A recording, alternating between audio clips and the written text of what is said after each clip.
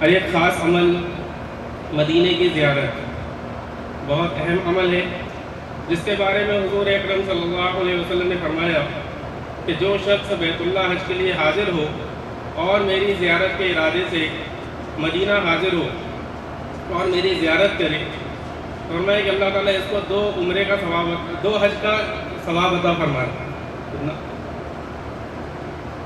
2 حج کا ثواب اللہ تعالیٰ عطا فرماتا ہے مدینے کی حاضری کا۔ علماء کرام نے فرمایا، ایک روایت میں ہے، جو شخص حضور اکرم صلی اللہ علیہ وسلم کے روزے پر حاضر ہو اور یہ آیت پڑھے ایک مرتبہ، ان اللہ وملائکتہ یصلون علی النبی، ایک مرتبہ پڑھ لے اور اس کے بعد 70 مرتبہ صلی اللہ علیہ یا محمد پڑھے، 70 مرتبہ صلی اللہ علیہ یا محمد، ایک فرشتہ اللہ تعالیٰ کی طرف سے جو ہے اعلان کرتا ہے کہ اللہ تعالیٰ نے تجھ پر رحمت کی اور اس شخص کی تمام حاجتیں پوری کی جاتی ہیں، اس کا بھی اہتمام کر لیں۔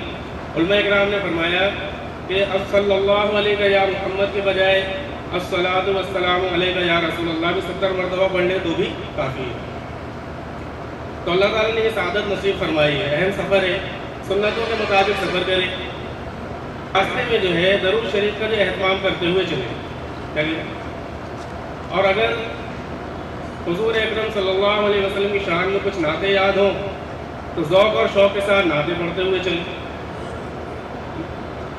کچھ نعتیں جو ہیں مشہور جو ہے نعت خوانوں کی، پرانے جو نعت خواں ہیں ان کی جو ہے نعتیں ہیں، چند نعتوں کا جو اہتمام کریں، یہ بات ہے کہ درود شریف کا اہتمام کرتے ہوئے سفر کو پورا کریں۔ جب مدینے کے قریب پہنچے، مدینے کے طرف وہاں کی جو عمارتیں نظر آئیں تو اس وقت بھی درود شریف پڑھیں ان کو دیکھ کر، اور جو ہے اللہ تعالیٰ سے یہ دعا کریں، اے اللہ، آپ کے جو حکم سے آپ کے جو نبی نے، آپ کے پیارے محبوب صلی اللہ علیہ وسلم نے اس شہر کو حرم قرار دیا ہے، اس میں میری داخلے کو قبول فرما اور اس داخلے کو میرے لیے تمام عذاب سے امن کا ذریعہ بنا۔ مدینے میں داخل ہو رہے ہو تو ایک دعا بھی کتاب کے اندر لکھی ہوئی ہے، اگر وہ یاد ہو تو اس کا اہتمام کر لیں، بسم اللہ الرحمن الرحیم لا حول ولا قوت الا باللہ، یہ دعا اس کو پڑھ لیں، اور وہ دعا جو چند آیتیں قرآن پاک کی کتابوں میں لکھی ہوئی ہے تو اس کا جو مطالعہ کر لیں، اس کو اچھے طریقے سے، ربی ادخلنی مدخل صدق واخرجنی مخرج صدق واجعلنی من لدنک سلطانا نصیرا۔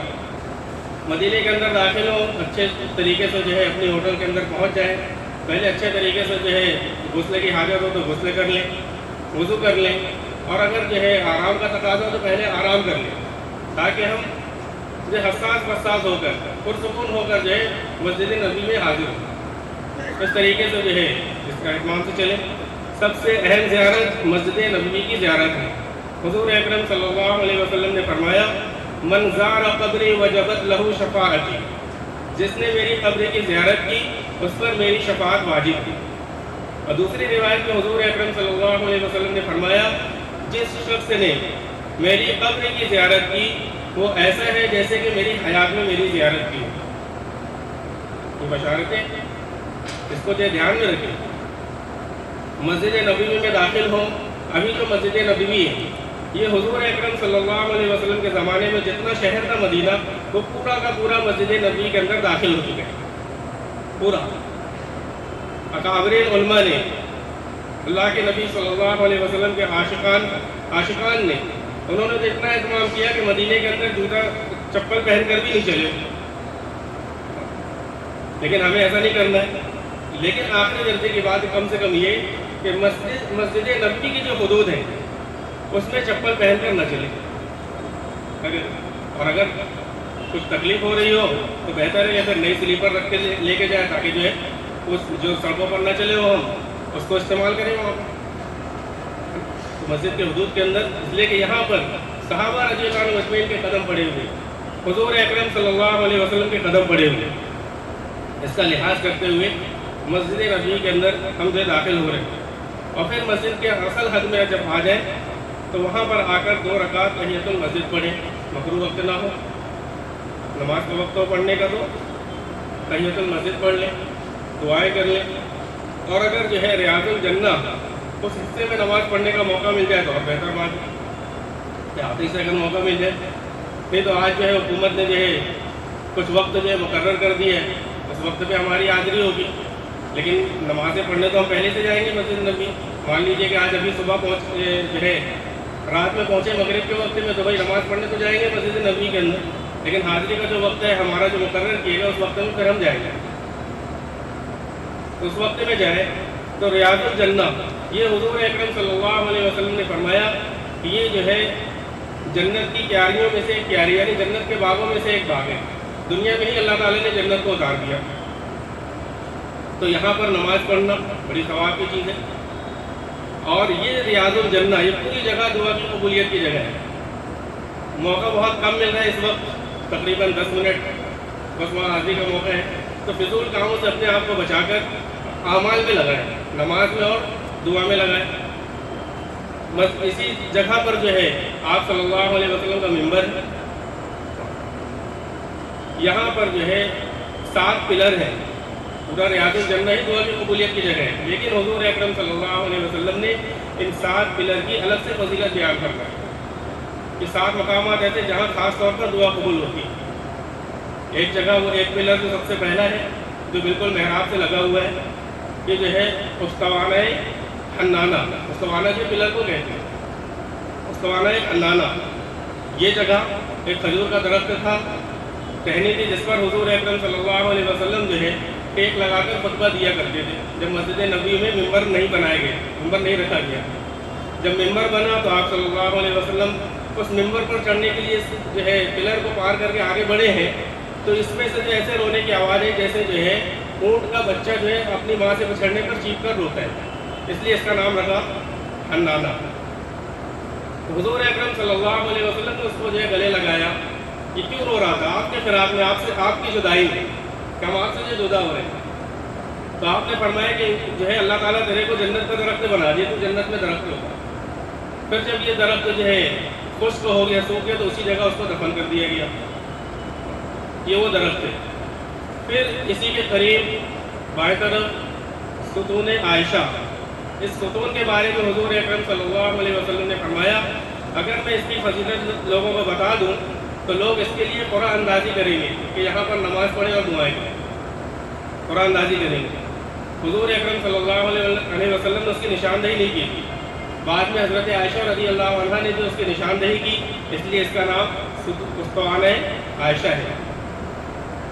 फिर इसी के करीब एक पिलर है अबू लुबाबा, एक सहाबी हज़रत अबू लुबाबा रज़ियल्लाहु अन्हु, इनसे जो एक ख़ता हो गई, जिसकी ख़ता के जो है माफ़ कराने के लिए इन्होंने अपने आप को उस पिलर में बांध रखा, अपने आप को बांध दिया कि जब तक जो है अल्लाह उसके रसूल जो है मुझे माफ़ नहीं करेंगे, मैं इस पिलर अपने आप को इसी तरह बांध कर रखूँगा।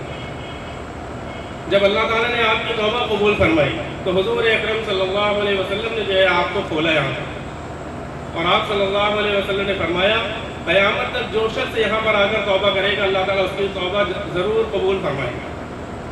ये वो पिलर है, वहाँ पे लिखा हुआ भी है, मौका मिल जाए तो देखा, उसके करीब में भीड़ ज़्यादा रहती है, मौका मिले तो अच्छी बात है। फिर 3 पिलर जो हैं ये हुज़ूर अकरम सल्लल्लाहु अलैहि वसल्लम के रोज़े की जाली, इससे लगे हुए, आधा जो है जाली के अंदर, आधा बाहर। पहला जो पिलर है इसके बारे में फरमाया कि यहाँ पर हुज़ूर अकरम सल्लल्लाहु अलैहि वसल्लम एहतिकाफ़ फरमाया करते थे, यहाँ आपको जो बिस्तर लगता था, आप यहाँ आराम फरमाया करते थे। उसके अगला पिलर जो है यहाँ पर हुज़ूर अकरम सल्लल्लाहु अलैहि वसल्लम के लिए आपकी जो निगरानी किया करते थे सहाबा रज़ियल्लाहु अन्हुम अजमईन। शुरू ज़माने में जब दुश्मनों का ख़तरा था तो सहाबा रज़ियल्लाहु अन्हुम अजमईन आपकी निगरानी फरमाया करते, पहरा दिया करते थे। ये पिलर भी दुआ की कबूलियत की जगह है। उसके बाद वाला पिलर उस्तवाना है वफूद, यहाँ पर जो बाहर से आने वाले जो वफद होते थे हुज़ूर अकरम सल्लल्लाहु अलैहि वसल्लम उनसे मुलाकातें करते, उनको जो है इस्लाम की दावत देते थे। ये पिलर दुआ की कबूलियत का इससे लगा हुआ पिलर ही है उस्तवाना जिब्रील अलैहिस्सलाम, कि अक्सर हुज़ूर अकरम सल्लल्लाहु अलैहि वसल्लम की मुलाकात जिब्रील अलैहिस्सलाम से इस पिलर के पास होती थी। ये 7 पिलर हैं जो ख़ास तौर पर दुआ की कबूलियत की जगह है। तो मौका मिले तो यहाँ पर भी दुआ करें, अल्लाह से मांगें। اور پھر یہاں سے اب یہ اپنا ٹائم جو ختم ہوگا یہاں سے باہر نکلیں گے تو جس گیٹ سے نکلیں گے اسی کے بازو میں دوسرا گیٹ ہے جہاں پر حضور اکرم صلی اللہ علیہ وسلم کے روضے کی زیارت کے لیے ہم حاضر ہوں.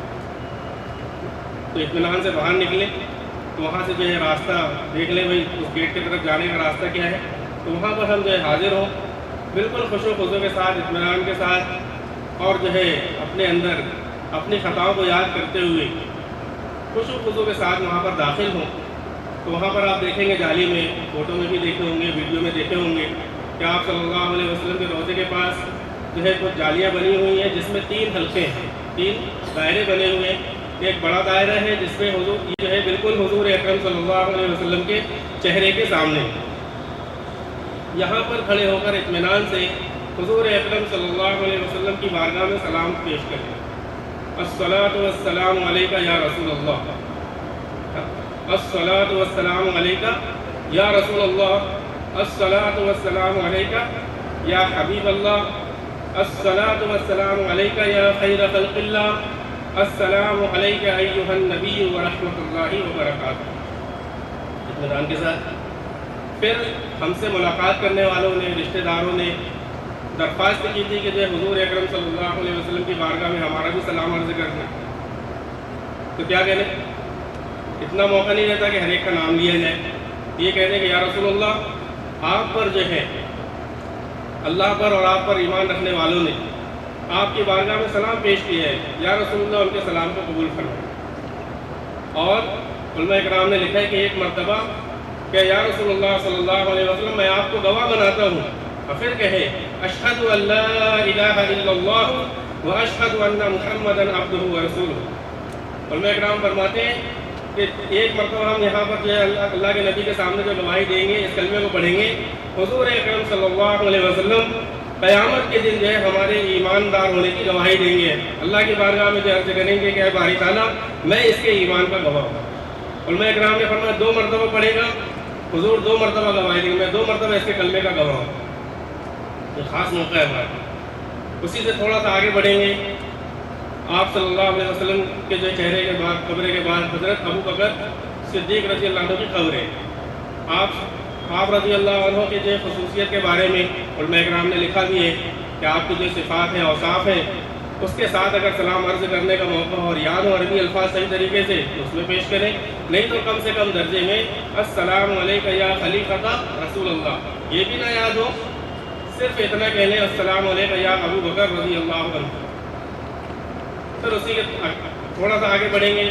تیسرا جو حلقہ ہے وہاں پر یہ جو حلقہ یہ حضرت عمر رضی اللہ عنہ کے بالکل چہرے کے سامنے.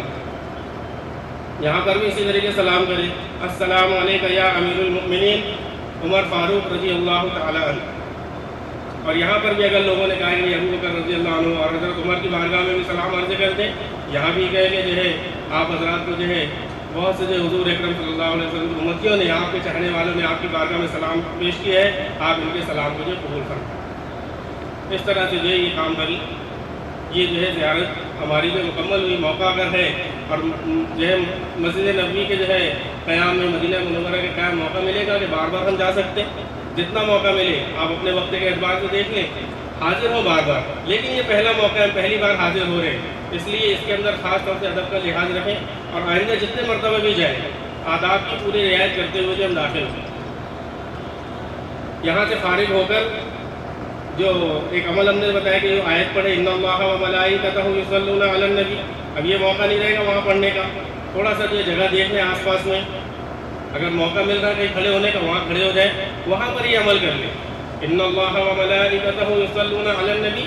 اس کے بعد 70 مرتبہ صلی اللہ علیہ یا محمد یا پھر صلی اللہ علیہ یا رسول اللہ بھی کہہ سکتے ہیں اور الصلاۃ والسلام علیکہ یا رسول اللہ. تو کوئی ایک درود شریف اس میں سے 70 مرتبہ پڑھ لیں انشاءاللہ. اور وہاں پر کھڑے ہو کر قبلے کے رخ ہو کر جو دعائیں کریں. حضور کے روضے کی طرف بھی رخ کر کے دعا کر سکتے ہیں اور یہاں پر جو دعا کرنے یہ حضور اکرم صلی اللہ علیہ وسلم کے وسیلے سے دعا مانگنا ہے. اپنے لیے اپنے رشتہ داروں کے لیے پوری امت مسلمہ کے لیے یہاں پر جو ہے دعائیں کریں. اس سے فارغ ہونے کے بعد پھر مسجد نبوی کے اندر آ کر 2 رکعت نماز پھر پڑھیں 2 رکعت نماز پڑھیں اور پھر یہاں پر دعائیں کریں جی لگا لیں اس کے بعد جنت البقیع کی حاضری. جنت البقیع قبرستان جس گیٹ سے آپ نکلیں گے حضور اکرم صلی اللہ علیہ وسلم کی زیارت کر کے اسی کے سامنے جو نظر آئے گا جنت البقیع.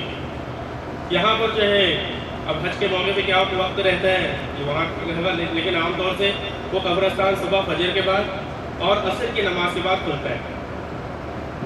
10,000 کے قریب صحابہ رضی اللہ عنہ مجمعین اس قبرستان کے اندر مدفون ہیں. حضور اکرم صلی اللہ علیہ وسلم کے ازواج مطہرات میں سے، آپ کی بیویوں میں سے صرف حضرت خدیجہ رضی اللہ عنہ کے علاوہ تمام کے تمام ازواج مطہرات اسی قبرستان میں. حضرت حسن رضی اللہ عنہ اسی قبرستان میں، دائی حلیمہ اسی قبرستان میں، حضور اکرم صلی اللہ علیہ وسلم کے اکثر رشتہ دار حضرت عثمان رضی اللہ عنہ اسی قبرستان میں. آپ صلی اللہ علیہ وسلم نے فرمایا کہ عثمان جنت البقیع والوں کے جو سردار ہیں. اس قبرستان کا سردار کون ہے؟ حضرت عثمان غنی رضی اللہ عنہ. آپ نے فرمایا کوئی شخص جب جنت البقیع میں حاضر ہو تو پہلے حضرت عثمان رضی اللہ عنہ کی قبر پر حاضر ہو. لیکن اب وہ کچھ جو ہے نشانات تو باقی ہیں، لیکن اب کوئی جانکار ہوگا تو پتہ چلے گا کون سی خبر ہے. اور بھیڑ ہے تو اتنا موقع بھی نہیں ہوگا. وہاں پر جو خاص خبریں وہاں پر کچھ پولیس والے کھڑے ہوتے ہیں جس سے پتہ لگتا ہے کہ ہاں یہ کسی خاص کی ہے. اگر موقع مل جائے، معلوم ہو جائے، کوئی جانکار آدمی مل جائے تو اچھی بات ہے کہ اس کی بھی زیارت کر لیں. اس کے علاوہ ہر نماز کے بعد جب جنازہ لے کر جایا جاتا ہے اس وقت بھی یہ قبرستان کھلتا ہے. اگر جنازے کے ساتھ جائیں گے تب بھی اس میں داخلے کا موقع مل جائے گا. علماء اکرام نے لکھا ہے کہ کم سے کم قبرستان کے اندر اتنا عمل کر لے آدمی کہ ایک مرتبہ سورہ فاتحہ پڑھ لے، ایک مرتبہ سورہ تکاثر پڑھ لے اور ایک مرتبہ سورہ اخلاص پڑھ لے، اور یہ عمل کر کے جو ہے قبرستان والوں کو بخش دے کہ اللہ اس کا ثواب ان کو پہنچا دے. کم سے کم اس عمل کو کر لے. اور ایک جگہ علماء اکرام نے فرمایا کہ اگر کوئی آدمی کسی بھی قبرستان میں جائے وہاں پر جا کر 11 مرتبہ سورہ اخلاص، کتنا؟ سورہ اخلاص قل هو اللہ احد 11 مرتبہ پڑھ لے اور اس قبرستان والوں کو اس کا ثواب دے، بخش دے، تو آدم علیہ السلام سے لے کر آج تک جتنے لوگ دفن کیے گئے ہیں اللہ تعالیٰ ان سب کے برابر جو اس کو ثواب عطا فرمائے. ایک عمل ہے. تو جس قبرستان میں بھی جائے یہ عمل کر لیں. جنت البقیع کے قریب ہی پیچھے کے حصے میں آپ کو وہاں سے ہی نظر آ جائے گی ایک مسجد ہے، مسجد اجابہ، یعنی قبولیت کی جگہ. یہاں حضور اکرم صلی اللہ علیہ وسلم نے اپنی امت کے لیے 3 دعائیں مانگی. 3 دعائیں مانگی کہ اے اللہ میری امت قحط سالی سے ہلاک نہ ہو. دوسری دعا، اے اللہ یہ امت، میری پوری امت اجتماعی طور پر ایک ساتھ ہلاک نہ ہو. تیسری دعا، اے اللہ میری امت میں آپس میں جھگڑے نہ ہوں. حضور اکرم صلی اللہ علیہ وسلم نے فرمایا میری پہلی 2 دعائیں قبول ہوئیں، تیسری دعا اللہ تعالیٰ نے قبول نہیں فرمائی. یہ اللہ تعالیٰ کی حکمت ہے، مصلحت ہے کہ کیا تھی. تو اللہ تعالیٰ نے تیسری دعا دی مسجد اجابہ. اس کے بعد ہے خاص مسجد قباء.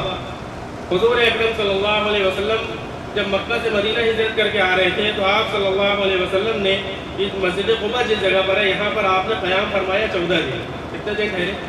14 دن. اس مسجد کو آپ صلی اللہ علیہ وسلم نے خود بنایا، آپ نے اس کی بنیاد رکھی.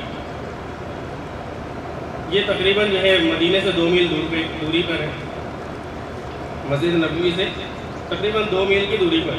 تو یہاں پر جو ہے زیارت کے لحاظ سے اس مسجد کے بارے میں فرمایا کہ مسجد قباء میں 2 رکعت نماز پڑھنے کا جو ہے اجر و ثواب ایک کامل عمرہ کے برابر ہے.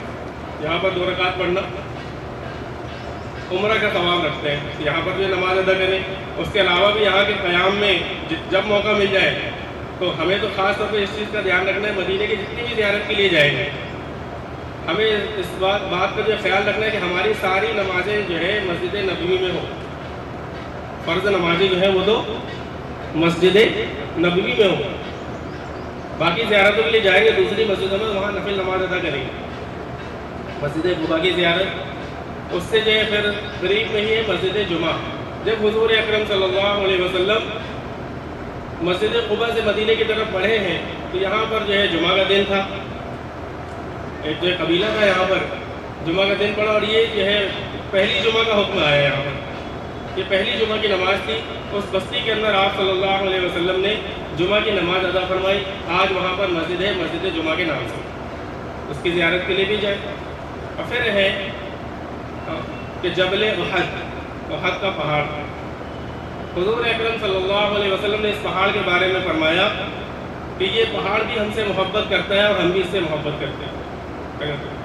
یہیں پر جو ہے جنگ احد بھی ہوئی ہے، اور اسی کے نیچے ایک قبرستان ہے جس میں احد کے جو ہے 70 شہداء، یہ شہید ہونے والے وہ صحابہ رضی اللہ عنہم اجمعین دفن ہیں وہاں. تو قبر نظر نہیں آئے کہ پورا جو ہے پلین میدان ہے، چاروں طرف سے جو ہے جالیاں لگی ہوئی ہیں، لیکن آپ کو پتہ چل رہا ہے یہ قبرستان ہے. یہاں پر آپ صلی اللہ علیہ وسلم کے جو ہے حقیقی چچا حضرت حمزہ رضی اللہ عنہ بھی دفن ہے. تو قبرستان والا عمل اس قبرستان میں بھی کر لیں، یعنی جو عمل قبرستان کے یہاں پر بھی انسان ثواب کر لے، یہاں پر بھی دعائیں کرے، ہے نا. اور صحابہ رضی اللہ عنہ اجمعین کی قربانیوں کو یاد کریں کہ کیا قربانیاں دی تھی صحابہ رضی اللہ عنہ اجمعین نے. آج یہ ان کی قربانیوں کا نتیجہ ہے کہ آج ہم بھی اس مجلس کے اندر ایمان کی حالت میں بیٹھے ہوئے ہیں، اور اسی کی برکت سے اللہ تعالیٰ ہمیں اپنے گھر بنانے کی جو توفیق دے. اصل جو حج اور عمرے کا جو سفر ہے، مدینے کا جو سفر ہے، وہ حضور اکرم صلی اللہ علیہ وسلم نے، آپ کے صحابہ نے دین کی خاطر کیا قربانیاں دیں، کس مشقت کے ساتھ یہ جو ہے دین ہم تک پہنچا ہے، اس کی قدردانی ہمارے اندر بھی آ جائے. مدینے کے جو ہے سارے سفر کے اندر ایک مسجد ہے، مسجد قبلتین، 2 قبلے والی مسجد. جب آپ صلی اللہ علیہ وسلم ہجرت کر کے مدینہ آئے ہیں تو تقریباً 17 مہینے تک جو قبلہ تھا بیت المقدس تھا، لیکن آپ صلی اللہ علیہ وسلم کا رجحان بیت اللہ کی طرف، یہ قبلہ ہوا. تو جو ہے قرآن پاک میں اللہ تعالیٰ نے اس کا تذکرہ کیا کہ یا نبی اللہ، ہم آپ کے جو ہے بار بار چہرے کو آسمان کی طرف اٹھنا دیکھ رہے ہیں، ہم بہت جلد آپ کو جو ہے آپ کی جو چاہت ہے اس طرف رخ کرنے کا حکم دے دیں. پھر ایک مرتبہ نماز کے موقع پر ہی آپ نماز پڑھ رہے ہیں، نماز میں اللہ کا حکم آ گیا، اے میرے حبیب اپنا چہرہ جو ہے بیت اللہ کی طرف کر لیجیے، آپ نماز میں گھوم گئے. اس لیے 2 محراب بنی ہوئی اس میں. تو جو پہلی والی جو محراب ہے بیت المقدس کی طرف، وہ محراب اوپر کی طرف کر دی گئی، وہاں سے دروازہ بنا دی گئے تو داخل ہونے کی جگہ اوپر کی طرف محراب ہے. آپ جائیں گے تو دیکھیں گے انشاءاللہ. یہ جو ہے مسجد قبلتین، اس کی زیارتیں یہاں پر ہمارے نبی صلی اللہ، یہ تو بالکل نشاندہی ہے کہ ہمارے نبی کے قدم تو یہاں ہر حال میں پڑے ہوئے. تو ان آداب کے ساتھ، خوش و خضو کے ساتھ ان زیارات کو کریں. زیارتیں اور بھی، لیکن خاص زیارتیں بس ان مسجد کے اور ان مقامات کی. اور مدینہ کے قیام کے اندر خاص طور پر جو فضیلت ہے وہ 40 نمازوں کو مسجد نبوی میں پڑھنے کی. 8 دن میں جو ہے 40 نمازیں ہماری پوری ہوں گی. حضرت انس رضی اللہ عنہ روایت کرتے ہیں کہ حضور اکرم صلی اللہ علیہ وسلم نے فرمایا کہ جو شخص میرے اس مسجد کے اندر 40 نمازیں اس طرح سے پڑھے کہ اس کی ایک نماز کی فوت نہ ہو، تو اللہ تعالیٰ اس کو 3 پروانے عطا فرماتے ہیں.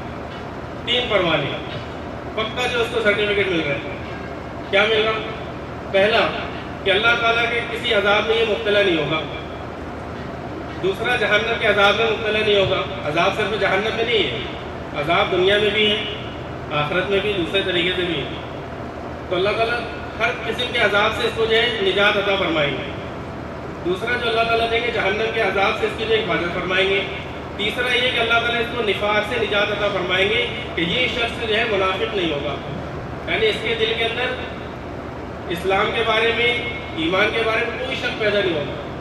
دل کے اندر شک کا نام ہی نفاق ہے. کیا ہے؟ تو اللہ تعالیٰ ان چیزوں سے جو بری کریں گے. یہ جو ہے نمازوں کا خاص جو ہے اہتمام کیا جائے. اور علماء کرام فرماتے ہیں کہ 5 کام کی نیت پہلے سے کر لیں. 5 کام کی نیت.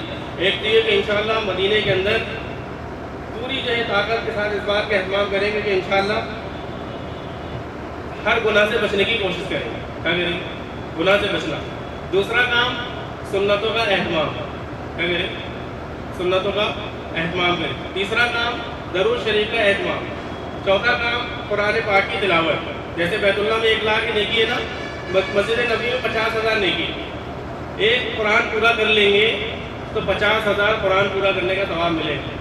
زیادہ سے زیادہ کوشش کریں مدینے کے اندر اپنا وقت مسجد نبوی کے اندر گزاریں. آخری جو کام ہے وہ یہ ہے کہ ہم حضور اکرم صلی اللہ علیہ وسلم کی امتی ہیں، تو ہماری ذمہ داری دین پر خود چلنا بھی ہے، لوگوں کو دعوت دینا بھی ہے. تو تیسرا کام یہ نیت کریں کہ انشاءاللہ ہم دین کی دعوت بھی دیں گے. اللہ تعالی ہم سب کو عمل کی جو توفیق عطا فرمائے.